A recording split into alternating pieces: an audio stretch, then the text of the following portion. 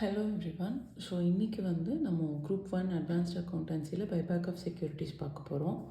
First what is buyback? பைபேக்னால் the own company buys its own share, அதுதான் buyback of shares. So அந்த மாதிரி by பண்ணும்போது what will happen is நம்ம அந்த ஷேர்ஸை கேன்சல் பண்ணணும். அதே மாதிரி அந்த ஷேர் கேபிட்டல் டிக்ரீஸ் ஆகும். பிகாஸ் ஓன் கம்பெனியை வாங்கிட்டதுனால the company share will get decreased. Okay, so இப்போ எதெல்லாம் யூஸ் பண்ணி நம்ம பைபேக் பண்ண முடியும் அப்படின்னு பார்த்தீங்க அப்படின்னா, free reserves. So free reserves அப்படின்னா என்னென்னு தெரியும். So which will not include that capital redemption reserves everything. அதுக்கப்புறம் செக்யூரிட்டிஸ் ப்ரீமியம் அக்கௌண்ட் யூஸ் பண்ணி நம்மளால் பைபேக் பண்ண முடியும்.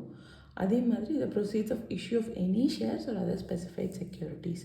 ஸோ வேறு ஏதாவது ஒரு ஷேர்ஸை இஷ்யூ பண்ணிவிட்டு அதோட அமௌண்ட் மூலயமா we can buyback. Okay, so பைபேக்கில் இம்பார்ட்டண்ட்டான திங்ஸ் என்னென்ன ஞாபகம் வச்சுக்கணும் அப்படின்னு பார்த்தீங்க அப்படின்னா, ஸோ அது it should be authorised by its articles. So articles of அசோசியேஷனில் பைபேக்கோட டீட்டெயில்ஸ் கொடுத்துருந்துருக்கணும். அதுக்கப்புறம் ஸ்பெஷல் ரெசல்யூஷன் ஜென்ரல் மீட்டிங்கில் அனௌன்ஸ் பண்ணியிருந்துருக்கணும்.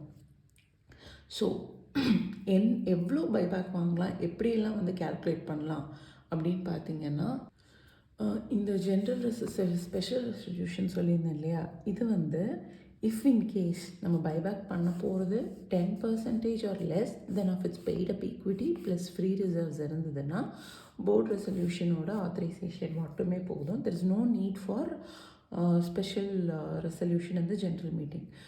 ஸோ இந்த பைபேக் வாங்கிறதுக்கு நமக்கு மொத்தம் 3 டெஸ்ட் இருக்குது. இந்த 3 டெஸ்ட்லேயும் கிளியர் ஆனால் தான் we can buy back. So first resource test, second one share outstanding test, third one dept equity ratio test. So first நமக்கு ரிசோர்ஸ் டெஸ்ட்னா என்ன? ரிசோர்ஸ் டெஸ்ட் அப்படின்னா த பைபேக், நம்ம எவ்வளோ பைபேக் பண்ண போகிறோமோ that should not B equal or less than 25% of the paid up capital and free reserve. For example, free reserve paid up capital சேர்ந்து 100க்கு இருக்குது அப்படின்னா the buyback of the amount should be less than 25 rupees. அது first resource test. Next one shares outstanding. Shares outstanding டெஸ்ட்னா என்ன? அந்த particular financial இயரில் நம்ம இந்த 25% இது சொன்னது அமௌண்ட்டுக்கு. இது த ஹோல் ஃபினான்ஷியல் இயரில் must not exceed 25% of it's total paid up capital and free reserves. இது ரெண்டோட டிஃப்ரென்ஸ் நான் சம் போடும்போது உங்களுக்கு எக்ஸ்பிளைன் பண்ணுறேன். Next dept equity ratios is the ratio of the dept owned by the company both secured and unsecured after such buyback is not more then twice of its paid up and share capital. இது எப்படின்னா ரேஷியோவை verify பண்ணணும்.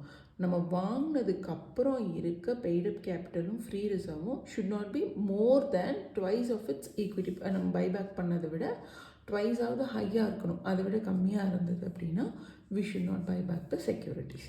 So these are all the test which we are going to do in the sums. அதே மாதிரி இன்னும் சில conditions என்ன அப்படின்னா, நம்ம எந்த பைபேக் ஷேர்ஸ் வாங்க போகிறோமோ it should be fully paid up.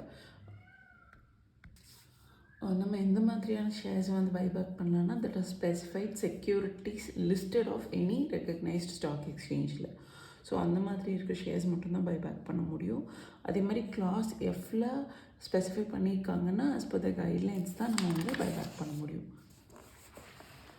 So these are all few important things that we have to make sure that we are verifying before the buyback of the securities.